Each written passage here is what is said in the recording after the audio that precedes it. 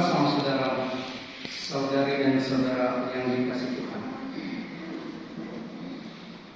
Pada setiap kesempatan orang meninggal dunia di Eropa, semasa saya ada di sana, selalu dengar ungkapan khas bahasa Jerman ini. Der Mensch ist nicht so schlecht wie sein Ruf und nicht so gut wie sein Nachruf. Manusia itu tidak seburuk reputasinya semasa hidup dan tidak sebaik berita kematiannya. Maksudnya kalau orang sudah meninggal dunia, kesaksian orang tentangnya hanya sifat-sifat yang positif dan kebaikan-kebaikan yang telah dilakukan. Yang buruk dan negatif tidak diperlukan untuk situasi semacam ini. Kita lebih suka orang tentang hal yang mesti sudah mati waktu hidup kita. Dan sebagai murid dari Pater Simon Vera Muda, saya mau bersaksi tentang hal positif yang saya alami tentangnya sebagai dosen, sebagai profesor tidak pernah alami. Saya sudah minta sama saudara saya yang pernah mengalami profet mereka, dia mau misalnya bisa omong, dia selalu sama saudara saya alami sejauh yang saya ketahui. Jadi Pater Simon Vera Muda ini dikenal sebagai orang manusia yang unik, mungkin juga aneh, tapi yang pasti selalu tampil beda. Jadi beberapa keunikannya atau tampil bedanya saya sebutkan di bawah ini. Yang pertama hanya Pater Simon yang bisa mengusir mahasiswa dengan air. Itu bisa dilihat di video dosen terkoki.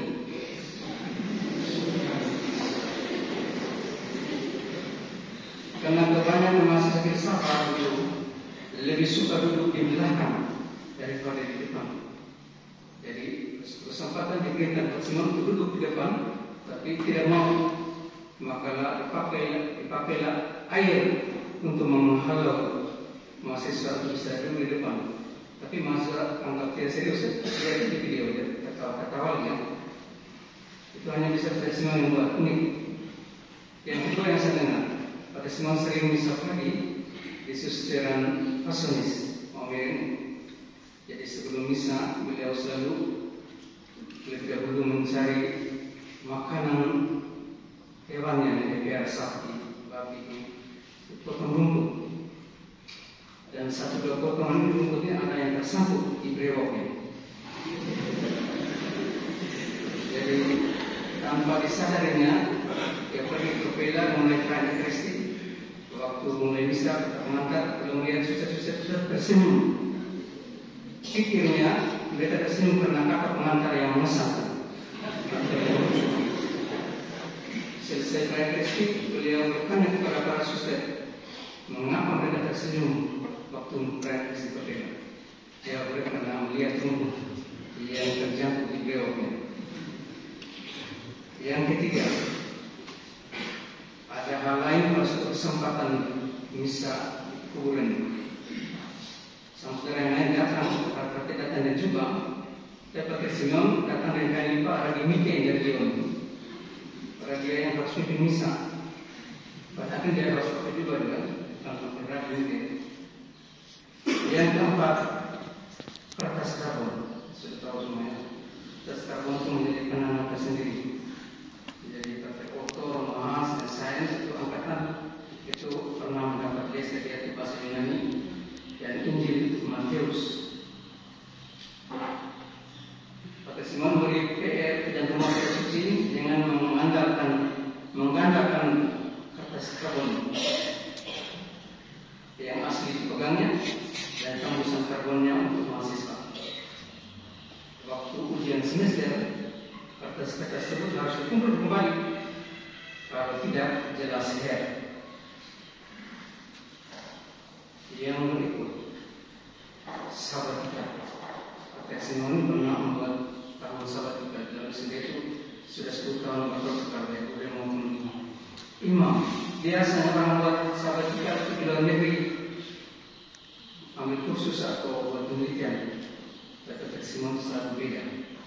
Dia buat sahabat kita di kampung halamannya sendiri di tanah Lewi untuk menerjemahkan kitab suci ke dalam bahasa Lamu. Yang berikut, mahasiswa selalu menggila dengan kata-kata selalu menggila dengan kata Simon ini seperti teman sendiri, tidak umum tidak itu. Kami 15, 16, 14 tahun dia yang kata Simon. Dia Simon tidak mengambilnya, dia tersinggung dan dia tersinggung, karena dia berlucukan. Jadi begitulah dengan masih ada banyak hal lucu yang saya tidak bisa omong pada hari ini. Bisa baca sendiri di mana saja.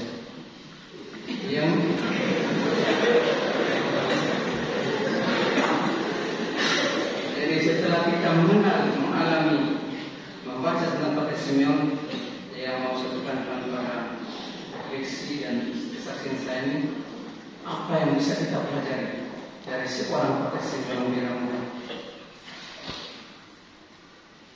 Yang pertama, sikap sederhana dan rendah hati.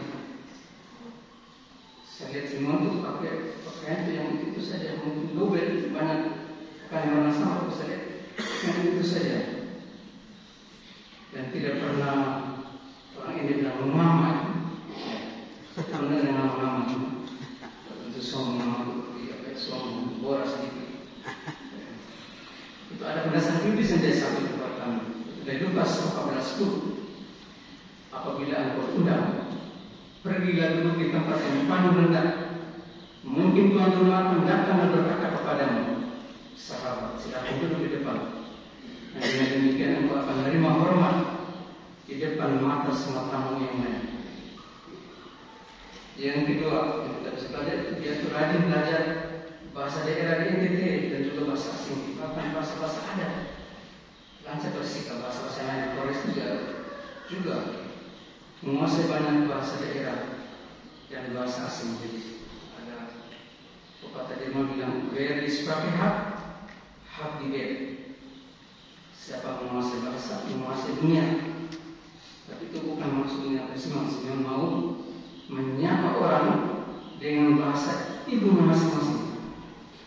Jadi ketika saya berlibur di Flores, singgah di Telur dan bertemu beliau biasanya menyapa terlebih dahulu, "Bah, ngerembak."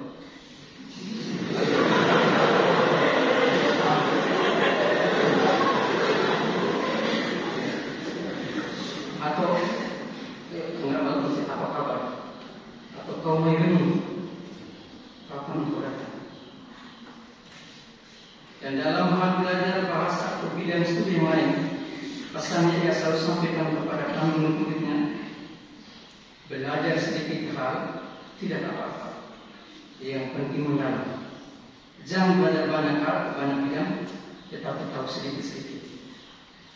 Jadi belajar sedikit hal tidak apa-apa, yang penting mendalam. Jadi dia belajar bahasa ya satu bahasa adat mendalam. Yang ketiga, taat dan konsisten pada tugas yang dipercayakan pimpinan. Bukan untuk kita anggota, yang sudah refleksikan untuk melaksanakan tugas-tugas. Kita telah mendengar riwayat hidupnya pada misa Selasa yang lalu yang dibacakan oleh Dr. Giling. Begitu banyak tugas dan jawaban yang dipercayakan pada Simon, mulai dari pastoral Tanita, tugas belajar teologi kitab suci di Roma, dosen kitab suci di STT Kalendoronet, STT Kuteng, staf pembina di Tepire, sekretaris badan pengurus yayasan pendidikan, pengurus koordinator badan pengurus pusat, pelayanan kerasulan kitab suci, Santo Paulus, yang paling lama memperbaiki seminar ini dari tahun 96 sampai 2013, ketua komisi kitab suci dan liturgi dan direktur rumah bina Uskupan Agung Merauke, anggota Dewan Konstitusi Uskupan Agung Merauke, pastor Kantor Katedral Merauke, dan terakhir pastor Kantor Rocky Baikong. Semua tugas dijalankan dengan setia, dengan penuh dedikasi dan juga tanggung jawab. Dan sejauh saya kenal sebagai dosen, ia dikenal sebagai dosen yang sangat teliti memeriksa ujian kata demi kata, bahkan pakai mistar untuk pada pinon. Dan bukan kisah lembaran jawab, melainkan kisah catatan tidak jelas tidak kisah. Kalau tidak baik, lihat. Yang keempat, Simeon ini sebagai pekerja keras, hobi berkebun dan menjadi peternak sapi, babi dan anjing. Begini terjadi. Itu ada dasar medisnya. Dari 2 Tesalonika 3:10. Jika seseorang yang tidak mau bekerja, janganlah dia makan.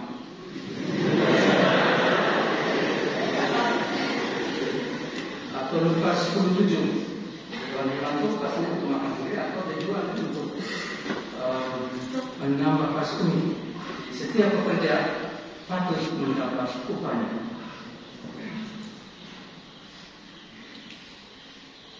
Yang berikut sebagai pendoa yang tekun dan setia. Jadi seperti dalam Injil hari ini, salah satu kebahagiaan yang besar adalah ketika kita mendapatkan apa yang kita cari atau mendapatkan apa yang kita minta. Tuhan Yesus sendiri mengatakan untuk mendapatkan sesuatu kita harus berusaha, tidak hanya berpangku tangan dan berdiam diri kerja seperti Simeon tadi. Jika ingin mendapatkan maka mulai mencari, jika ingin diberi maka mintalah, dan jika ingin dibukakan pintu ketuplah. Firman Allah juga hari ini meyakinkan kita bahwa tidak akan ada upaya kita yang menjadi sia-sia. Jadi selama beberapa hari yang kita dengar berwasiat, Simeon berdoa dengan mau. Awalnya sudah Simeon berdoa mohon kesembuhan. Sesudah dia tahu bahwa penyakitnya tidak bisa disembuhkan secara medis, dan dia sangat menderita, dia berdoa supaya cepat menghadap Allah, karena dia sudah tidak bisa menangani sakit. Itu saya lihat sendiri di Simeon. Minggu lalu saya ambil alih tugas misa dari itu yang belakangan, dan pas pemulihan diberi sama kami semua satu sini. Beri pemulihan hari Kamis dia masih menang, malah saya dalam keadaan sadar. Dia cuma tidur dan beri dia cuma pakai tangan menunggu. Jumat dia tertidur dibangunkan, dan Sabtu dia sudah benar.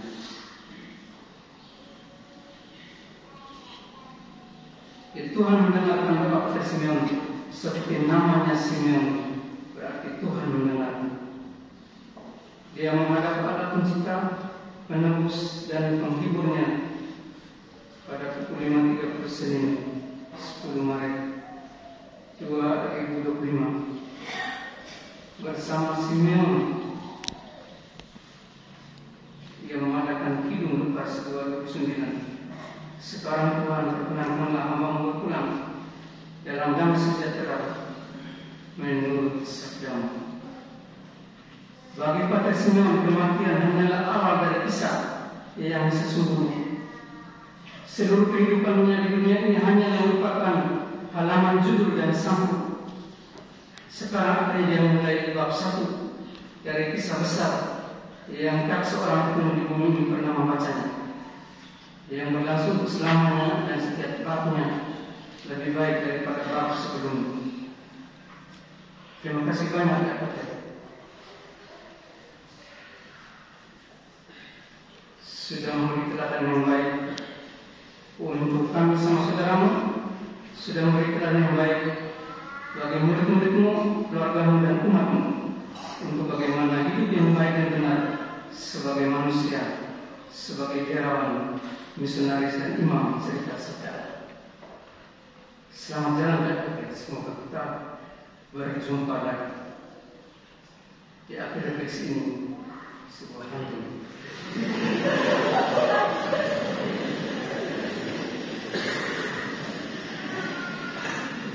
Jadi ini bisa Pater Simeon Piramuda, sederhana dan rendah hati.